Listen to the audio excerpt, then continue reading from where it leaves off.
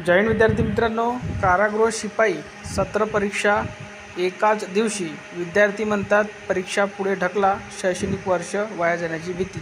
भरती प्रक्रिया 513 जागा,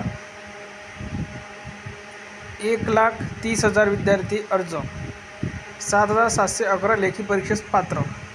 पुणे कारागृह शिपाई भरती 2022-23 ची लेखी परीक्षा आणि राज्यातील अनेक विद्यापीठे व स्वायत्त महिला महाविद्यालयांची पदवी व पदव्युत्तर सत्र परीक्षा एकाच दिवशी आहे. त्यामुळे अनेक विद्यार्थ्यांमध्ये संभ्रम निर्माण झाला आहे. अशा परिस्थितीत दोन्ही परीक्षा देता येणार नसल्याने शैक्षणिक वर्ष वाया जाण्याची भीती व्यक्त होत आहे.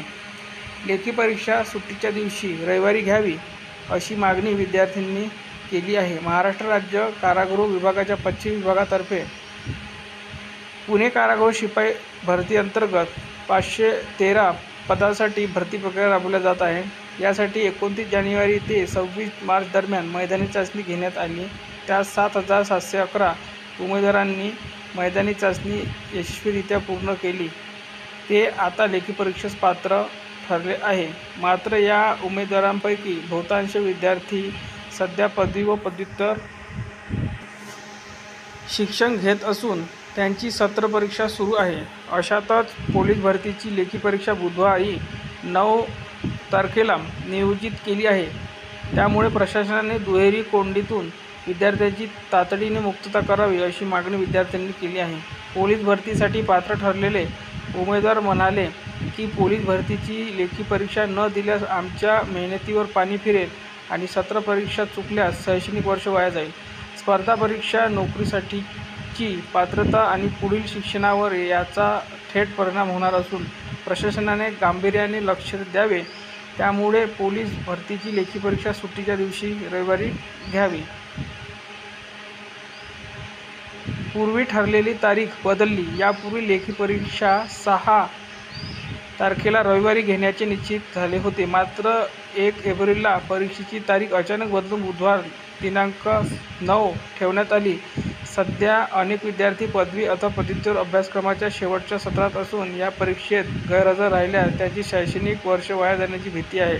त्यामुळे पुढील शिक्षण, नोकरी व स्पर्धा परीक्षा यावरही त्याचा परिणाम होण्याची शक्यता आहे.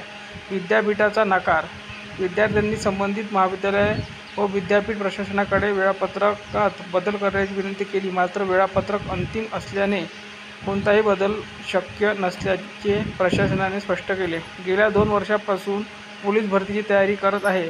हालाकीच्या परिस्थितीत अभ्यास आणि मैदानी चाचणीची तयारी केली. मात्र महाविद्यालय आणि पोलीस भरतीची लेखी परीक्षा एकाच दिवशी आल्याने मोठी अडचण निर्माण झाली आहे. लेखी परीक्षा रविवारी सुट्टीच्या दिवशी घेतल्यास कोणाचेही नुकसान होणार नाही. यामुळे शिक्षण आणि करिअर या दोन्ही गोष्टी वाचतील. पोलीस भरती उमेदवार. विद्यार्थ्यांची मागणी योग्य असून प्रशासनाने त्याच्या शैक्षणिक हिताचा विचार करून निर्णय घेण्याची गरज आहे. परीक्षेची तारीख बदलून सुट्टीच्या दिवशी घेतल्यास भरती प्रक्रिया अधिक सुलभ व सर्वसमावेशक ठरेल. विठ्ठल बडे, स्पर्धा परीक्षा मार्गदर्शक.